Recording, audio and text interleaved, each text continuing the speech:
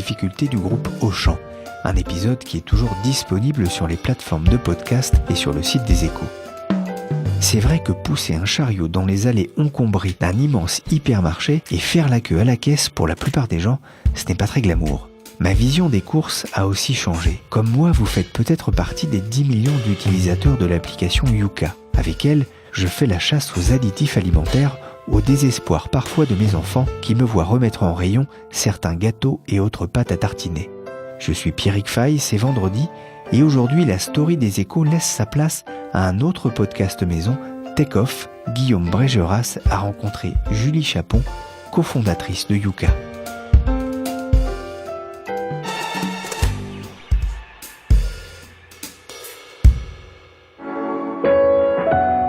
On sent qu'il y a un fort engouement, on sent qu'il y a énormément de bouche à oreille, on sent que ça intéresse les médias. Et donc oui, on le sent assez tôt.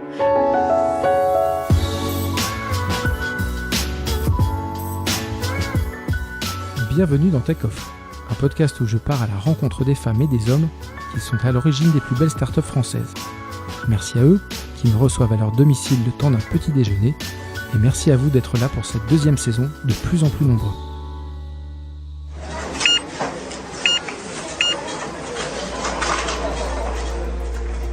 Bonjour, je suis Guillaume Brégeras et ce matin je vous invite à me suivre près de la place Clichy à Paris où nous allons découvrir les coulisses d'une appli qui a déjà séduit 10 millions d'utilisateurs en France. Celle qui me reçoit chez elle ne petit déjeune pas. Pourtant, elle révolutionne la manière dont les Français s'alimentent en leur permettant d'évaluer la qualité des produits en rayon. Julie Chapon, cofondatrice de Yuka, ne s'arrête pas là. Elle vient d'étendre son service aux cosmétiques avec la ferme intention de forcer les industriels à proposer de meilleurs produits. Durant notre conversation, elle évoque la manière dont elle et son équipe ont dû faire face à une hypercroissance inattendue, mais aussi pourquoi elle refuse encore de jouer le jeu des levées de fonds. Désormais en quête d'un business model assurant la pérennité de Yuka, elle reste focalisée sur les besoins exprimés par ses utilisateurs et sur son impact social. Bienvenue chez Julie Chapon. Julie, bonjour. Bonjour. Merci de me recevoir chez toi à Paris. Avec plaisir. Et je commence toujours ce podcast par la question de la routine matinale. Et en préparant, en se confirmant le podcast, tu me disais que finalement, tu n'avais pas de routine matinale. J'ai pas de routine, c'est-à-dire que effectivement je me lève, je me prépare et je file au travail. Je prends pas de petit déjeuner, je fais pas de yoga le matin. Bon, si ça m'arrive de temps en temps en vrai, mais j'ai pas de vraie routine. Je me prépare le plus vite possible pour être au plus tôt au travail. Et tu ne manges rien. Alors est-ce que tu as trouvé aucun produit via Yuka qui avait grâce? En fait, je mange pas. Déjà, c'est une question de temps. C'est vrai que j'avoue que ça me fait gagner un petit peu de temps le matin. Et puis surtout, aussi une autre raison, c'est que on entend souvent que c'est mauvais de sauter le petit déjeuner. C'est quelque chose qu'on entend quand même assez souvent. Et en fait, c'est pas du tout vrai. Hein. Ça peut être tout à fait bénéfique de sauter le petit déjeuner. En fait, ça permet de faire un espèce de micro-jeûne, c'est-à-dire de ne pas manger entre la fin du dîner et le lendemain midi suivant. Ça fait un espèce de jeûne de 16 heures, un jeûne intermittent. Et en fait, c'est hyper bénéfique parce que ça permet vraiment de laisser ses organes digestifs au repos. Ils sont sollicités toute la journée et de les laisser un peu au repos, de les laisser éliminer toutes les toxines qu'on ingère. Bon, en fait, c'est hyper bénéfique et il y a plein d'études qui ont montré les bienfaits du jeûne, y compris du jeûne intermittent comme celui-ci. Donc voilà, en fait, c'est un peu une idée reçue qu'il faut manger le matin. Alors comment tu t'en sors? Parce que la vie d'entrepreneur est une vie très mouvementée et qui demande beaucoup d'énergie. Donc comment tu t'en sors? En fait, c'est pas de jeûner 16 heures qui ne donne pas d'énergie. Au contraire, manger des céréales le matin ou du pain avec de la confiture, c'est pas ça qui donne de l'énergie, parce que un apport de sucre comme ça important le matin, c'est justement ce qui fait que au milieu de matinée, on a un petit coup de barre, un petit coup de mou. C'est vraiment le fait de manger des sucres le matin qui est vraiment mauvais. Donc au contraire, faire un jeûne comme ça pas long, moi ça me pose aucun souci. Et alors comment tu es rentré un peu dans cette préoccupation du bien-être à travers ce qu'on mange? Est-ce que tu as été éduqué comme ça, ou est-ce que tu as rencontré un peu ce sujet au fil du temps? Je l'ai rencontré au fil du temps. Alors, j'ai pas été éduquée à ça. Après, c'est vrai que j'ai toujours eu des parents qui ont fait attention à ce qu'ils nous donnaient à manger, mais comme bon, là, quand même la plupart des gens. Après, moi, j'ai commencé à m'y intéresser un petit peu plus tard, à m'intéresser à la composition idéale d'un repas, aux protéines, aux glucides, à comprendre un petit peu ce que c'était.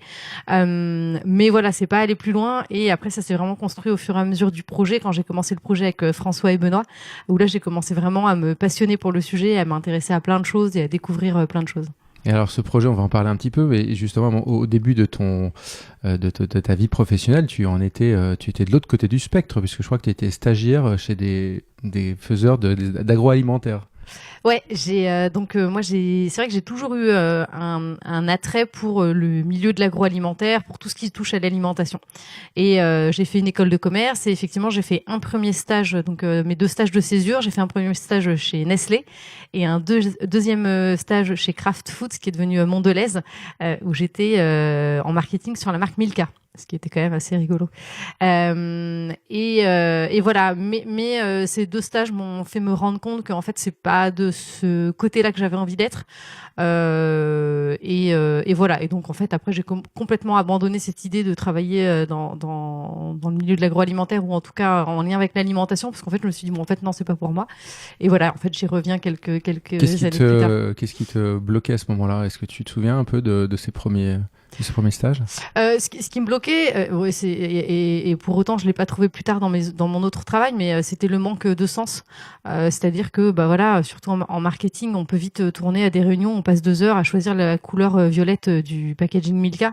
Et voilà, j'avais vraiment le manque, un gros manque de sens, un ressenti de manque de sens sur ce travail. Et je me disais que je pouvais quand même mieux investir mon énergie dans autre chose.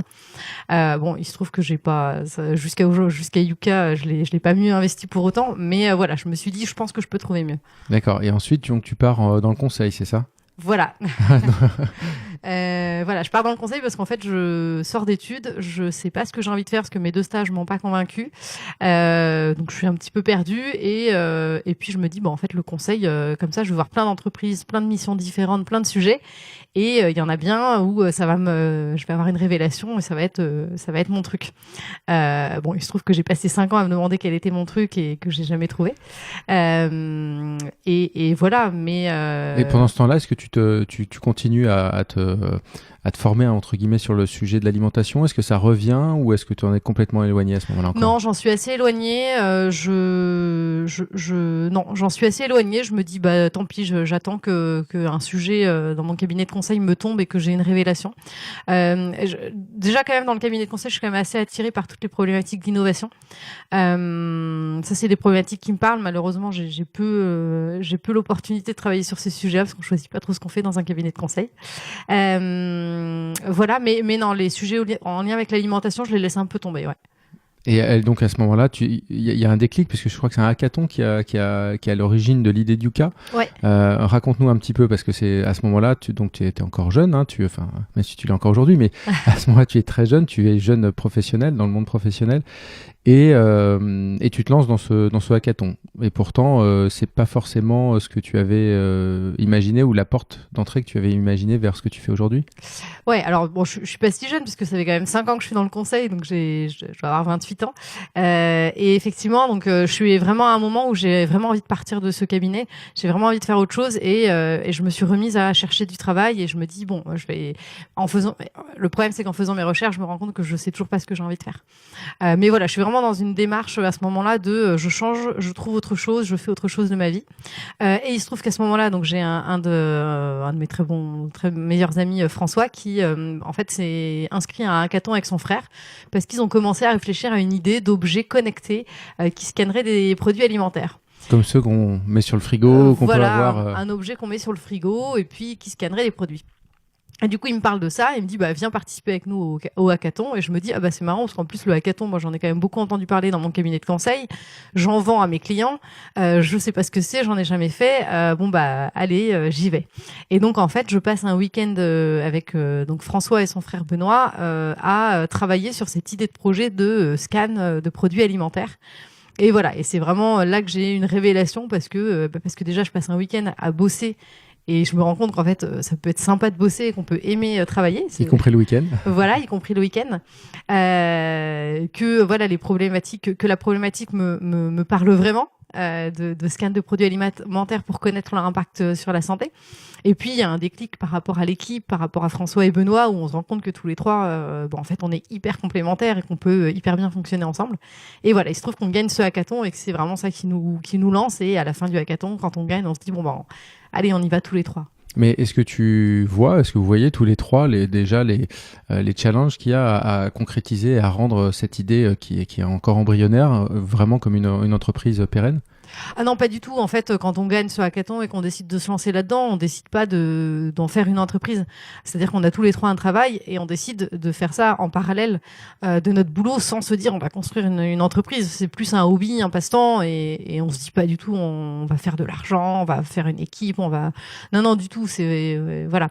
Et donc les challenges, oui, on les voit, mais c'est pas des choses qui, voilà. À l'époque, Yuka c'est un objet connecté et donc on voit surtout le challenge technique. Puisqu'on est en train d'essayer de construire un prototype d'objet connecté avec des cartes, des fils, des diodes, etc. Donc voilà, à cette époque-là, on est plus dans ce challenge-là de réussir à construire un objet connecté, mais on se pose pas du tout la question du reste. Donc c'est pas du tout l'application telle qu'on la connaît aujourd'hui. À ce moment-là, c'est vraiment un objet. Alors, c'est ce qui est quand même assez rigolo, c'est que c'est un objet connecté, effectivement, mais l'objet il est connecté à une application. Et en fait, l'application à ce moment-là, on l'a quasi déjà développée. Mais on est convaincu que c'est via l'objet connecté qu'on va y arriver. C'est-à-dire que c'est vraiment l'époque, c'était il y a 3 ans, hein, c'est vraiment l'époque où on ne fait que parler des objets connectés, c'est la nouvelle révolution, demain tous les objets vont être connectés, etc. Et les applications mobiles, au contraire, c'est un peu la fin, quoi. Il y en a trop, et puis c'est la fin. Et donc on se dit, non, on va pas sortir une énième application mobile qui va être au fin fond du téléphone, que personne ne va penser à ouvrir. On va faire un objet comme ça, quand on rentre chez soi, on le voit, on y pense. Voilà. Et donc on reste quand même sur cet objet d'idée d'objet connecté pendant bien 4 mois, ouais. Ah oui, quand même. Ouais. Et l'objet, on peut le voir encore, il est. Je pense pas qu'on ait gardé le circuit et les fils, etc. Ça, je pense que c'est parti à la poubelle. Mais on a une vidéo du pitch du hackathon où on voit François faire la démo avec l'objet connecté. Et on a gardé des espèces de prototypes 3D qu'on avait fait faire à des amis qui travaillaient là-dedans et qui nous avaient fait des espèces de prototypes 3D pour essayer de voir à quoi ressemblerait l'objet connecté. Alors, qu'est-ce qui fait la balance entre cette conviction profonde que c'est l'objet, ça va passer par l'objet, et finalement de vous retourner vers l'appli et de vous lancer là-dedans? Alors ça, c'est ce qui fait ça, c'est un truc qui nous a toujours suivi par la suite, c'est les retours des utilisateurs, des utilisateurs potentiels à l'époque. À chaque fois qu'on parle du projet, parce qu'on parle très tôt du projet, hein. Je sais qu'il y a plein de gens qui évitent de parler du projet parce qu'ils ont peur qu'on leur pique l'idée, etc. Nous, au contraire, très tôt, on a parlé du projet à tout le monde. On a même fait un site web très tôt, alors qu'on n'avait même pas l'application, etc. Et à chaque fois qu'on parle du projet et de l'objet connecté, les gens nous disent c'est cool votre truc, par contre l'objet, déjà c'est trop tard parce que il est sur le frigo, on rentre de course, c'est trop tard. En plus, ça va coûter cher. Moi, je me vois pas mettre 100 balles à la Fnac pour acheter un objet connecté. Et puis, du coup, vous vous coupez aussi de beaucoup de monde. C'est-à-dire que vous voulez rendre l'information plus accessible, mais en fait, vous la rendez pas plus accessible parce que ça coûte cher. Donc voilà, quand on a 1, 2, 3 retours comme ça, 10, 15, 20, on se dit, bon, ok, si tout le monde nous fait ce retour, il y a un moment, il faut peut-être écouter ce qu'on nous dit. Et donc voilà, c'est vraiment les retours des personnes à qui on en parle et des potentiels utilisateurs. Voilà. Et d'ailleurs, quand on a gagné le hackathon, la personne qui nous a remis le prix du hackathon a dit, Yuka, voilà, très bonne idée, avec ou sans objet. Voilà. Et donc voilà, c'était un peu aussi prémonitoire. Et voilà, c'est quelque chose qui nous a suivis puisque maintenant les utilisateurs et leurs retours, c'est vraiment ce qui drive complètement la stratégie de Yuka. D'accord. Et à ce moment-là, vous êtes tous les trois pas encore à plein temps sur le projet. Et toi, tu décides de démissionner, tu quittes ton cabinet de conseil tout de suite ou tu attends encore un peu? Alors, je démissionne au mois de juillet et je termine au mois d'octobre. Donc il se passe quand même presque un an. La démission, le déclic, ça a été, parce qu'encore une fois, jusqu'à là, on avait vraiment l'objectif de faire un hobby, un passe-temps, mais pas une entreprise. On participe à un programme qui s'appelle Ticket for Change, avec François. Ticket for Change, c'est un programme d'accompagnement de personnes qui veulent entreprendre de manière positive, c'est-à-dire faire un projet d'entreprise à impact positif pour la société. Et en fait, c'est en participant à ce programme qu'on a vraiment le déclic de se dire, en fait, on se retrouve avec 50 autres entrepreneurs qui veulent résoudre des problèmes de société. Et en fait, on se rend compte qu'ils ont tous pris des risques pour monter leur projet. C'est-à-dire qu'ils ont arrêté de travailler, ils ont mis de l'argent de côté, ou alors ils ont complètement réduit leur niveau de vie. Mais en tout cas, ils sont tous à plein temps sur leur projet et ils se sont donné les moyens. Et nous, on est là avec notre boulot à côté et notre salaire confortable à la fin du mois, à faire ça le soir et le week-end. Et on se dit, bon, il y a un moment, soit on prend des risques et on y va et on se lance, soit on arrête, mais je veux dire, on va pas continuer à faire ça à moitié, ça n'a aucun sens. Et donc voilà, et donc c'est un déclic, et donc moi je démissionne. François, lui, il se met, vu qu'il gérait une agence web, il arrête plein de clients, et voilà. Et puis Benoît, lui, il a des enfants, c'est plus compliqué, donc il passe à mi-temps à son travail. D'accord. Et à ce moment-là, comment réagit ton entourage? Parce que tu étais en situation confortable, tu te lances dans l'entrepreneuriat, même si c'est un peu en vogue depuis quelques années, ça doit friter un peu. Ouais, alors mes parents, c'est compliqué. Donc j'avais évidemment commencé à un peu leur mettre quelques informations pour qu'ils comprennent qu'il y a un moment, ça allait peut-être se passer. Et je me souviens que je leur avais dit, je vais sûrement travailler que sur Yuka. Et puis ils m'avaient répondu, mais qu'est-ce que tu vas faire comme vrai travail à côté? Donc voilà. Et c'était très mal passé parce que j'étais dans le conseil, que j'avais fait des études, que j'avais un bon salaire, et puis de me retrouver à faire ça, voilà. Donc Ils sont convaincus aujourd'hui? Ouais, aujourd'hui, ouais, mais le jour où j'ai démissionné pour vraiment leur annoncer, j'avais une boule au ventre pas possible, parce que je savais que ça allait être très compliqué. Et en fait, bizarrement, je pense qu'ils avaient mûri l'idée entre-temps. Et quand je leur ai appelé, mon père m'a dit, de toute façon, si tu le fais pas maintenant, tu le feras jamais. Donc t'as raison, vas-y.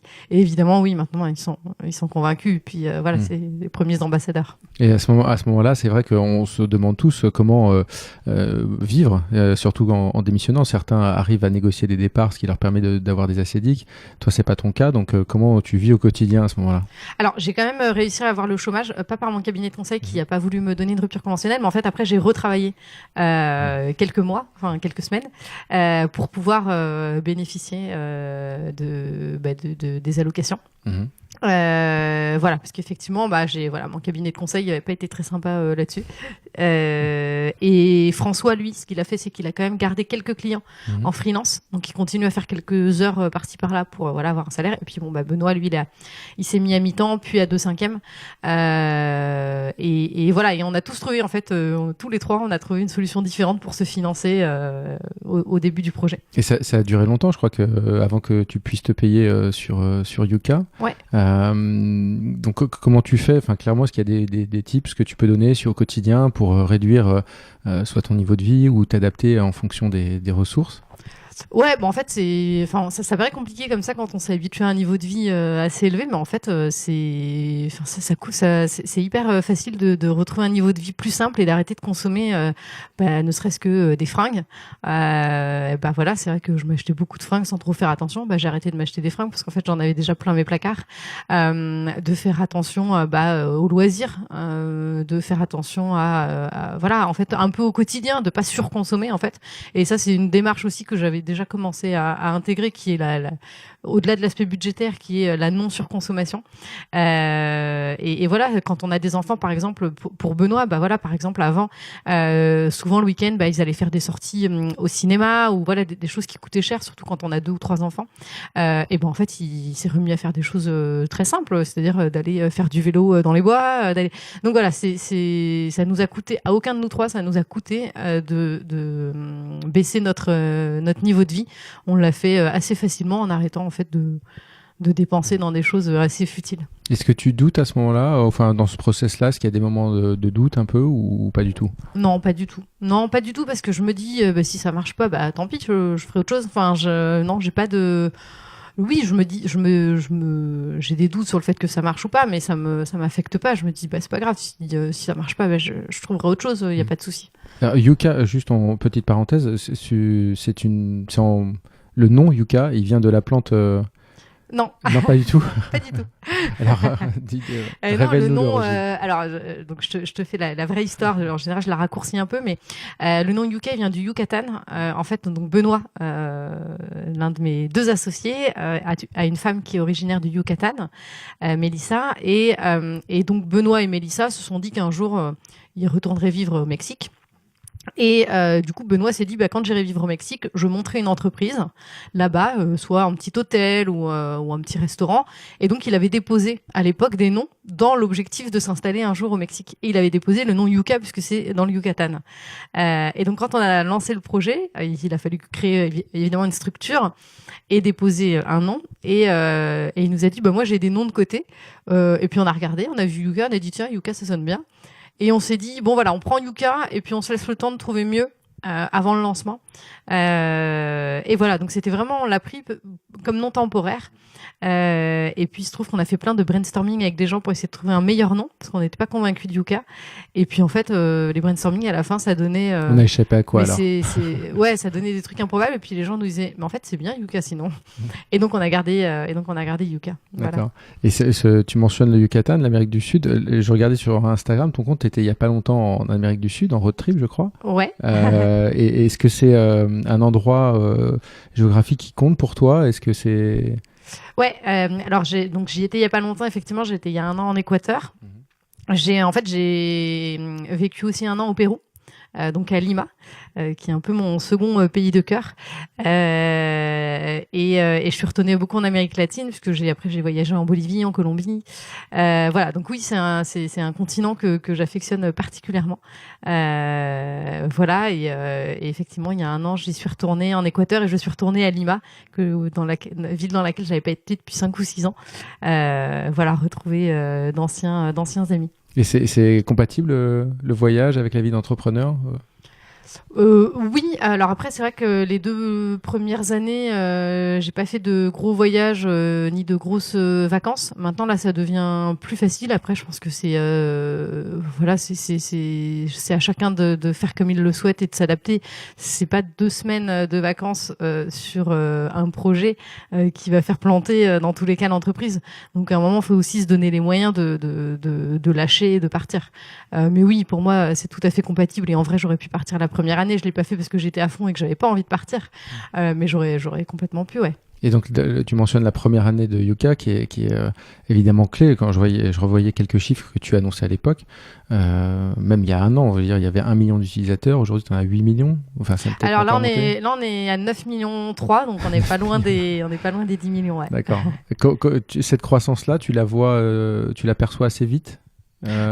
Ouais, on l'aperçoit assez vite parce qu'en fait on est un peu entouré et coaché par différentes personnes, dont une personne qui est, donc moi j'ai fait l'EDEC comme école, et il y a le directeur de l'incubateur de l'EDEC qui nous accompagne dès le début, qui est d'une grande aide pour nous, et il nous dit bon voilà, des applications, j'en ai vu plein se lancer.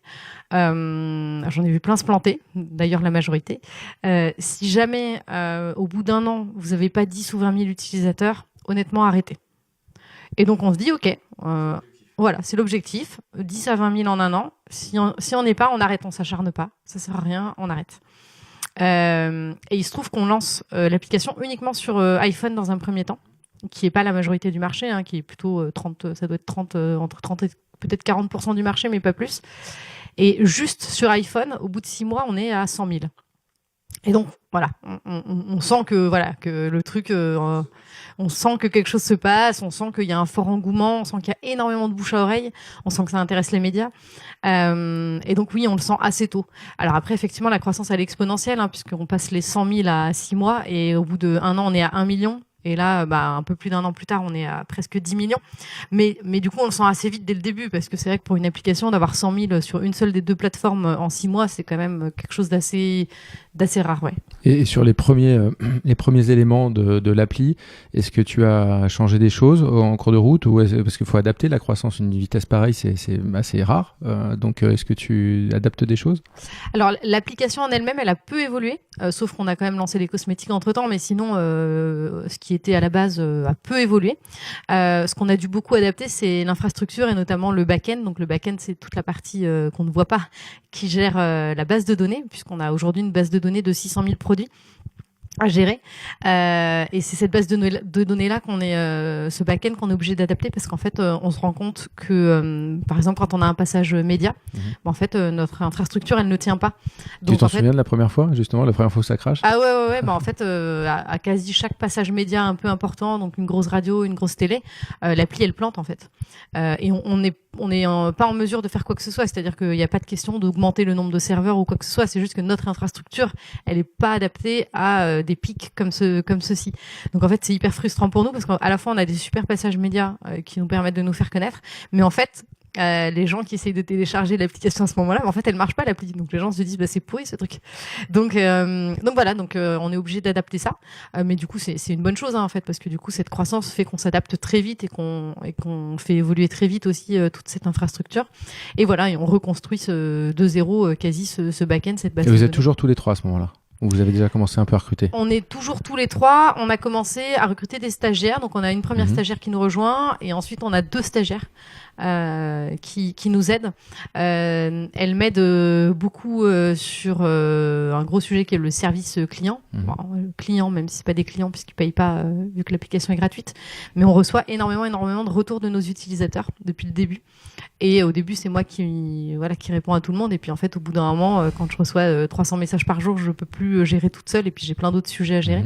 Donc voilà, elle m'aide beaucoup là-dessus. Elle m'aide aussi sur la com, etc. Donc voilà, au début, on est encore tous les trois et avec 2 stagiaires. Ouais. Et à ce moment-là, tu es à la station F, c'est ça?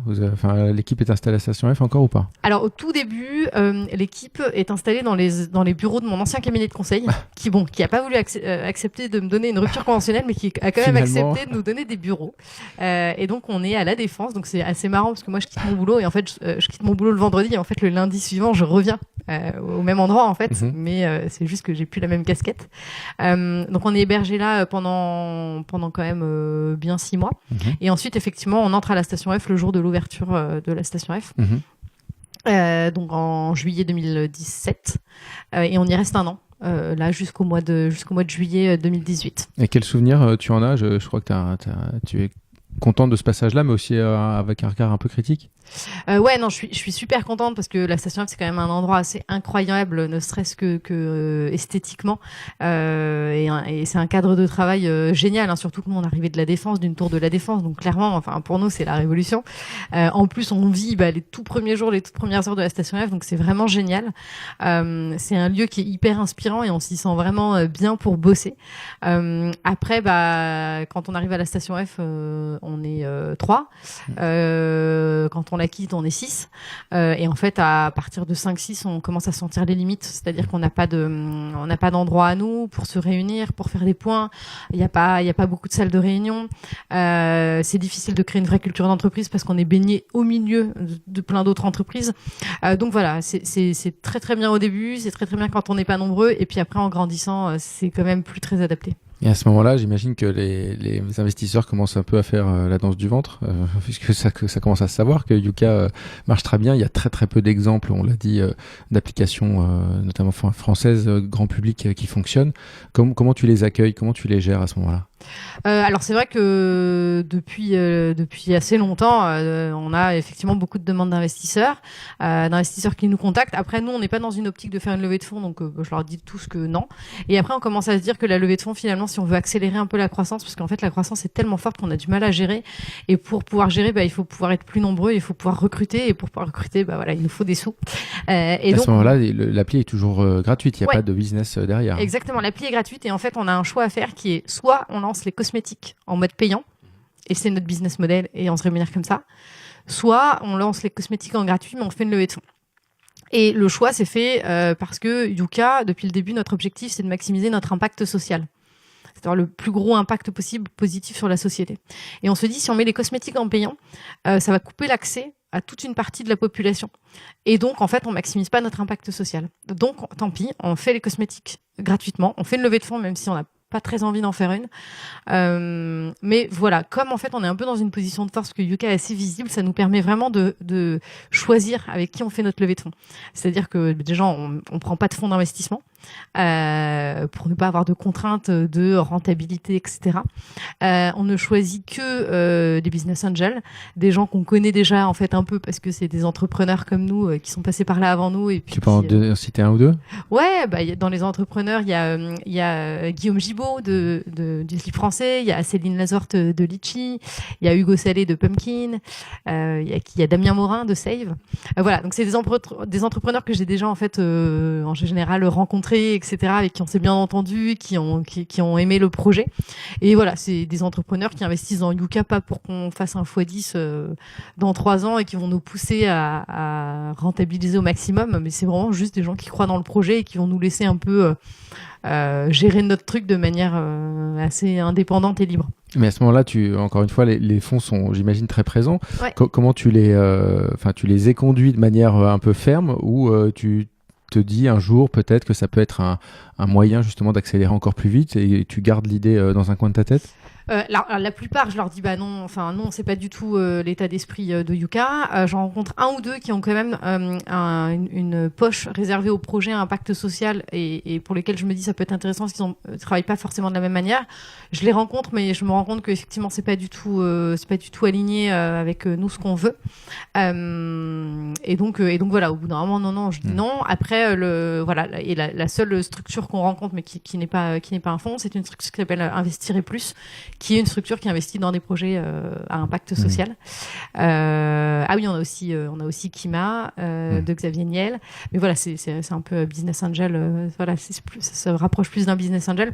Et voilà. Et en fait, nous, la levée de fonds, on l'a fait dans des conditions où on dit aux investisseurs potentiels qu'on rencontre, on dit voilà, nous, c'est comme ça aujourd'hui. Nous, on veut pas créer de board déjà parce qu'on veut rester maître des décisions. Parce que Yuka, c'est nous qui le connaissons mieux que personne. Alors, on est tout à fait OK pour prendre des conseils, etc. Mais on veut pas qu'il y ait des personnes... Donc, vous investissez, mais vous n'avez rien à dire. Ouais, c'est un peu ça. C'est un peu ça. En fait, on préfère ne pas faire de levée de fonds que de faire une levée de fonds. Il y a des gens qui vont pouvoir contrôler notre entreprise alors qu'ils la connaissent pas forcément. Moi, jamais je me permettrais d'aller, même en étant entrepreneur, d'aller prendre des décisions dans une autre entreprise que je connais à peine, en fait. Je baigne pas dedans au quotidien, voilà. Et donc, voilà. Donc, elle se fait comme ça, la levée. C'est-à-dire qu'il y a que les personnes qui nous suivent, ce sont que des personnes qui sont OK avec ça, OK avec le fait de ne pas avoir de pouvoir de décision sur, la stratégie de l'entreprise. Et très clairement, moi, je leur dis, nous, Yuka, on veut pas faire une croissance financière, on veut faire une croissance d'impact social. Et donc, si vous venez avec nous pour qu'on revende dans 3 ans et faire un x10, ça n'arrivera pas. Ça n'arrivera pas. Donc, voilà. Donc, en fait, sachez-le. Voilà.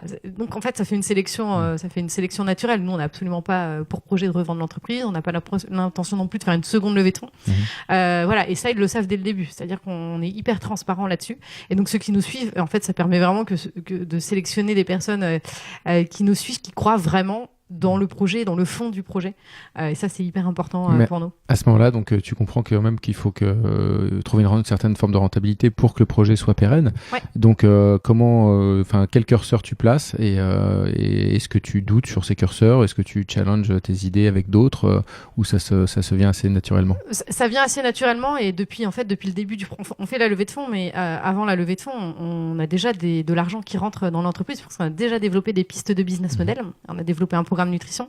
Suite au succès du blog, on a développé un formulaire permettant aux personnes de nous faire des dons. Et ça nous fait quand même vivre à 5, voire 6 personnes à la fin. Donc voilà, et on a plein d'autres pistes de business model, et notamment, évidemment, de monétiser l'application. C'est-à-dire de laisser gratuit tout ce qui est gratuit, mais de lancer une version payante, comme la plupart des applications, qui permet d'accéder à des fonctionnalités supplémentaires, et ça, on l'a en tête depuis quand même assez longtemps. Et aujourd'hui, c'est encore état d'embryonnaire. La version premium n'est pas encore... Alors, elle a été lancée sur Android. Sur Android, ouais, voilà, c'est pour ça qu'on l'a pas vu passer. Elle a été lancée il y a 1 mois sur Android. Elle n'est pas encore sur iPhone, mais elle devrait y être dans 2 semaines, si tout va bien. Et qu'est-ce qu'elle permet alors? Alors, aujourd'hui, elle permet 3 choses. La première chose, c'est de pouvoir scanner sans réseau, puisqu'on a quand même beaucoup de supermarchés où ça capte pas. Elle permet de rechercher un produit sans avoir à le scanner. Parce qu'aujourd'hui, on peut avoir l'analyse d'un produit. Quand on le scanne, on peut pas rechercher un produit qu'on n'a pas sous la main. Et dernière chose, elle permet d'accéder à un historique illimité, parce que sinon, l'historique, aujourd'hui, il est limité à 50 produits. Et du coup, les personnes qui souhaitent remonter sur des anciens scans ne peuvent pas. Voilà, ce sont les 3 choses que ça fait aujourd'hui. Et la 4e, qui est en cours de développement, qu'on va intégrer à ça, c'est la détection d'allergènes et d'éléments indésirables. Donc là, ça va être tout ce qui est gluten, lactose, huile de palme, etc. Là, ce sera vraiment de la personnalisation de profil. C'est-à-dire que moi, je vais dire, voilà, je suis intolérante au lactose. Et donc, je vais avoir une alerte dès que je scanne. Dès que tu scannes un produit. Ouais, voilà. On a beaucoup de demandes là-dessus. Encore une fois, c'est les retours utilisateurs qui drivent la stratégie. Et donc, voilà. Et les premiers retours, là, depuis un mois, comment ça se passe ? Ça se passe très bien. Non, ça se passe très bien. Pour l'instant, on n'a pas de plainte. Les gens sont contents de pouvoir scanner sans réseau dans leur supermarché en sous-sol. Donc non, pour l'instant, on est très contents. Ouais. Alors, tu l'as mentionné tout à l'heure, on va en parler un petit peu, c'est les cosmétiques. Est-ce que c'était une idée... Donc, c'est Yuka, pour ceux qui ne connaissent pas, appliqué aux cosmétiques. Donc, tu peux scanner un produit cosmétique et avoir les composants, savoir s'il est bon, médiocre ou carrément pas bon du tout. Est-ce que vous avez cette idée assez tôt déjà, et à quel moment vous souhaitez vous dites c'est le bon moment pour y aller? Alors donc les cosmétiques qui sont dans la même application qui permet de tout scanner, c'est pas du tout un truc qu'on a en tête au début. En se lançant, on se dit pas tiens, on pourra potentiellement pas du tout. En revanche, très tôt, c'est un des premiers retours de nos utilisateurs. Mais vraiment très très tôt. C'est-à-dire que le premier mois où on se lance, les gens nous écrivent et nous disent c'est super ce que vous faites, l'appli elle est super. Ce serait quand même hyper cool que vous fassiez la même chose pour les cosmétiques parce que là c'est hyper compliqué aussi. Et donc voilà. Et là on reçoit mais vraiment des dizaines de retours là-dessus. Maintenant, c'est un chantier qui est énorme parce qu'en fait c'est quasi reconstruire une appli, même si on utilise la même structure, c'est reconstruire tout un truc. Donc on se dit d'abord, l'objectif numéro 1, c'est que l'application soit stable, qu'on arrive à gérer la croissance, à absorber la croissance, etc. Ça, c'est l'objectif numéro 1. Et une fois qu'on arrive à ça, on se lance sur le projet des cosmétiques, qu'on sort du coup en juillet 2018. Ouais, c'est ça, juin-juillet 2018. Donc voilà, c'est un projet qui nous a pris du temps, mais vraiment, c'était le retour numéro 1 de nos utilisateurs depuis quasi le début du projet. Et pourquoi les cosmétiques? Enfin, donc c'est eux qui le demandent, mais est-ce que tu avais d'autres choses? Est-ce que ça peut être les vêtements qu'on porte, notamment on parlait des bébés, ça peut être ça. Est-ce qu'il y a d'autres pistes? Aujourd'hui, donc nous vraiment on se base que sur la demande des utilisateurs, c'est-à-dire qu'on va pas se lancer sur un truc où on sent pas de vraie demande. Donc ça c'était la demande. Quand je dis cosmétiques, c'est cosmétiques produits d'hygiène, ça va être tout ce qui est de shampoing, gel douche, etc., dentifrice. Aujourd'hui, la demande qu'on a, c'est pas en projet, mais la demande qu'on a le plus, c'est surtout sur les produits d'entretien. Alors, on a beaucoup de demandes sur les produits d'entretien, produits ménagers, et on a aussi beaucoup de demandes sur les produits pour animaux, pour chats, pour chiens, etc. Maintenant, ces 2 sujets-là, pour l'instant, c'est pas en projet. C'est-à-dire qu'on a déjà beaucoup de choses à faire là avec les cosmétiques et l'alimentaire, donc c'est pas pour tout de suite. D'ailleurs, sur les cosmétiques, on me dit, certaines personnes aux échos me disent que désormais, certains gros acteurs soumettent leurs produits avant de les mettre sur le marché à Yuka pour savoir quelle va être la note. Est-ce que c'est vrai ça? Est-ce que vous avez réussi à avoir ce pouvoir-là? Ouais, c'est vrai. C'est vrai que pas que sur les cosmétiques, c'est vrai sur l'alimentaire aussi et sur les cosmétiques. C'est-à-dire qu'effectivement, on a plein de marques qui nous contactent et qui nous disent, voilà, je suis en train de développer une nouvelle gamme ou je suis en train de voir la composition de tel produit. Et elles nous envoient les compositions en amont pour qu'on leur dise, non, ça va pas être bon parce que vous avez mis tel ingrédient qui est hyper controversé ou parce que le taux de sel ou parce que, ça de plus en plus, ouais. Et donc, vous vous êtes pas dit à un moment donné, faut les faire payer ou... Parce que c'était un peu la question souvent qui revient, c'est est-ce que Yuka est indépendant? Donc là, tu l'as expliqué, c'est le cas. Mais je crois qu'il y avait des modèles de business à un moment donné que vous aviez évalué pour faire payer les marques. Ouais. En fait, c'est un sujet hyper délicat parce que à la fois, pour nous, si on veut maximiser notre impact, c'est hyper intéressant pour nous de pouvoir effectivement aider les marques à faire des meilleurs produits. et donc de répondre à ces interrogations, etc. Maintenant, effectivement, si on le fait gratuitement, nous, ça nous coûte. C'est-à-dire que voilà, on n'est pas non plus des bénévoles au service des industriels. Donc voilà, aujourd'hui, c'est quelque chose qu'on fait gratuitement. Maintenant, effectivement, on se pose la question de voir si on va pas, vu qu'on reçoit de plus en plus de demandes et que ça nous prend quasi une personne à plein temps. C'est énorme pour nous, une personne à plein temps avec les revenus quand même limités qu'on a. Voilà. Donc on est quand même en train de se poser la question de oui, est-ce que on fait payer cette analyse aux marques, sachant que ça n'impacte pas l'indépendance dans la mesure où en fait ça n'intervient pas sur la notation et sur les recommandations des produits, qui est le cœur de l'appli. Voilà, c'est une question qu'on se pose en ce moment. Pour l'instant, c'est gratuit, on le fait gratuitement, mais on va voir comment on peut faire évoluer ça de manière intelligente et sans compromettre l'indépendance. Et alors, comment vous gérez les mécontents? Parce qu'il y a un sacré paquet. Lorsqu'on scanne un produit, on a une recommandation s'il est mauvais, donc j'imagine que c'est souvent le concurrent. Comment vous gérez ça?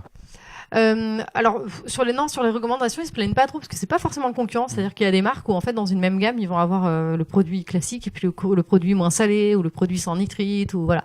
Donc c'est pas forcément des recommandations d'une marque différente parce que souvent les gammes sont assez larges.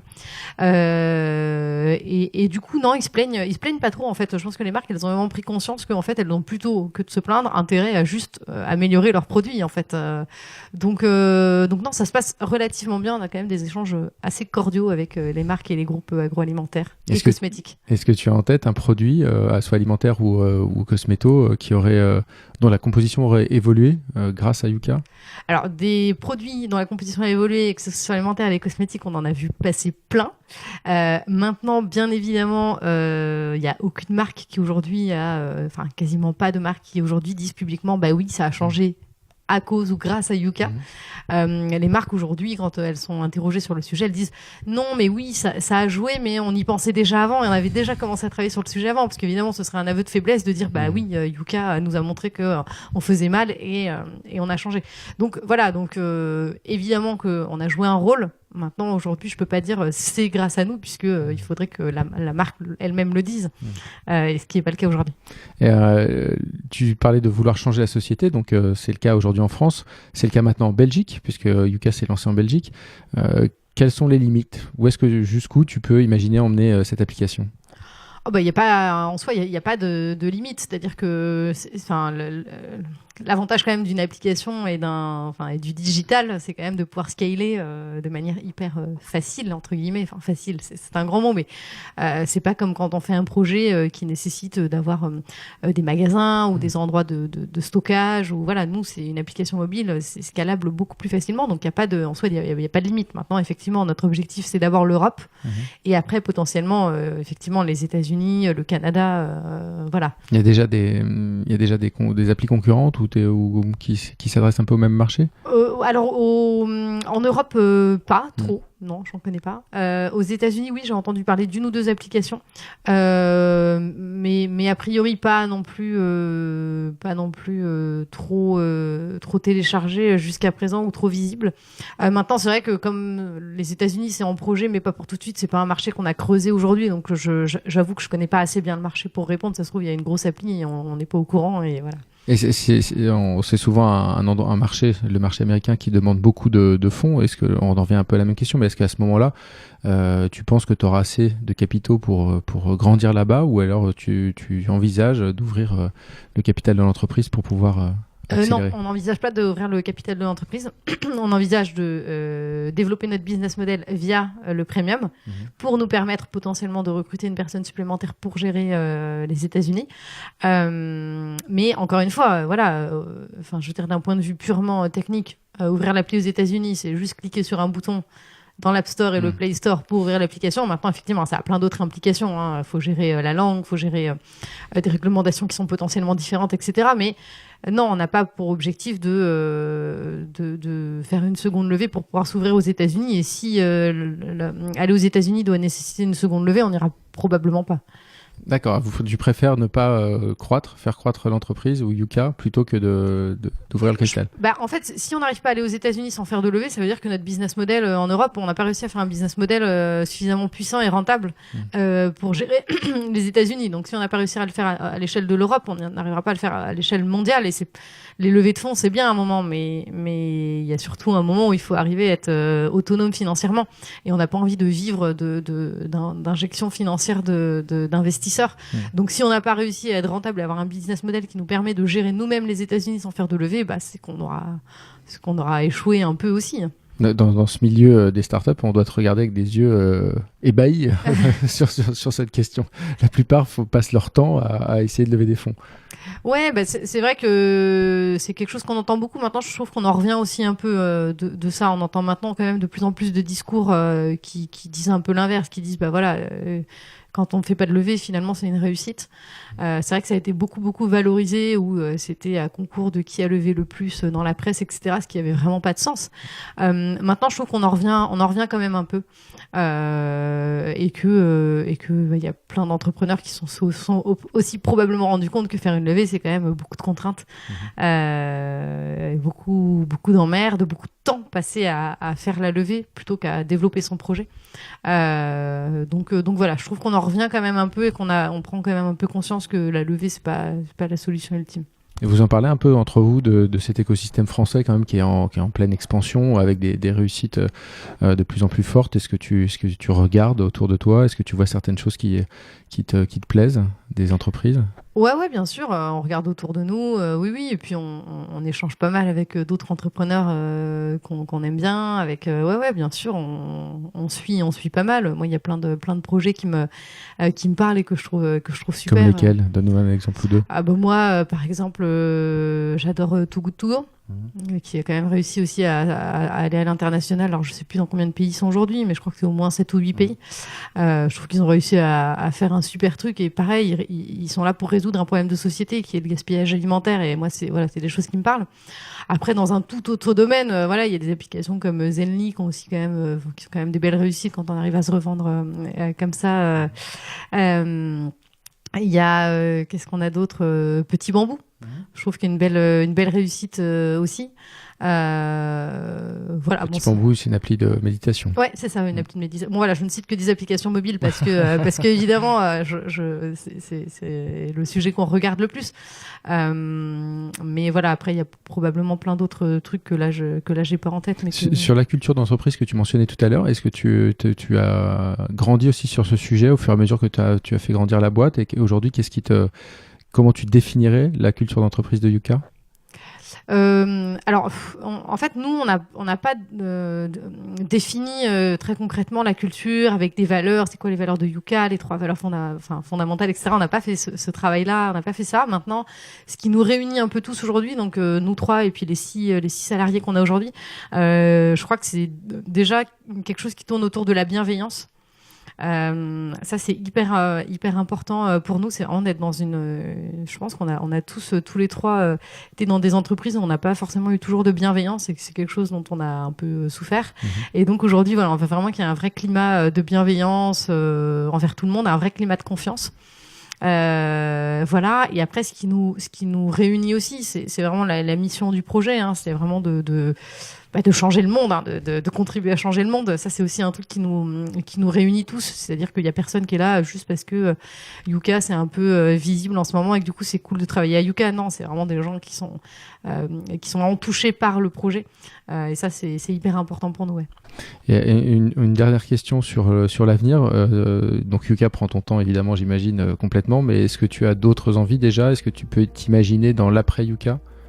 Pas du tout. Non, pas du tout. Là, j'ai pas du tout été au bout de ce que je peux faire à Yuka. Le projet est encore en plein développement. Il y a encore 1000 choses à faire. Donc là, non, j'ai jamais réfléchi à ça et je m'imagine même pas du tout aujourd'hui faire autre chose que Yuka, parce que je pense qu'on a encore beaucoup à y faire. Et j'ai encore envie d'y faire plein de choses. Ouais. Ok, on va suivre tout ça. Merci beaucoup, Julie. Merci. Bonne journée. Bonne journée. Vous venez d'écouter Tech Off.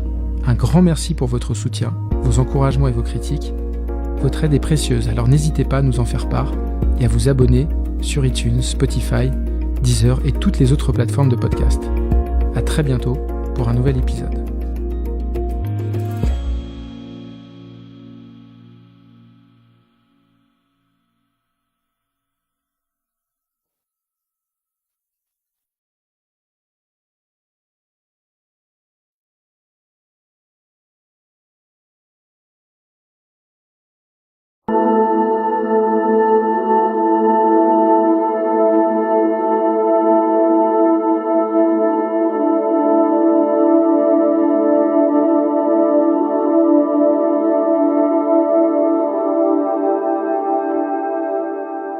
Scott received a paintball gun and some paintballs from his mom on his 16th birthday.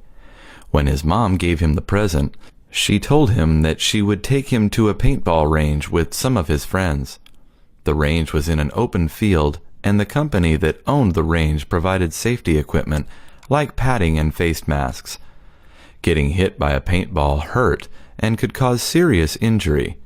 The paintball range was 20 miles away, and Scott had to wait till the weekend to try out his new equipment. He didn't want to wait that long. He wanted to play with his new toy now. When his mom was taking a nap, he texted a friend who lived down the block to meet him in front of his house. "I want to show you what I got for my birthday," Scott told his friend. He loaded up the paintball gun with the colored balls filled with brightly colored paint. He started shooting it at the trash cans that were on the curb. Just then, a police patrol car was driving down the street. Scott missed the trash cans and ended up shooting a paintball right at the police car. The police thought they were under attack. Scott knew he had done something wrong and ran inside the house with his friend. Soon a police helicopter was flying overhead, and Scott could hear police sirens approaching his house. The sounds of the helicopter and the sirens woke up Scott's mother. She looked out her window and saw a spotlight right on her house, and 3 police cars arrived. "What is going on?" she wondered aloud. She went to the living room and turned on the local news to see if there was any information about what was happening in her neighborhood.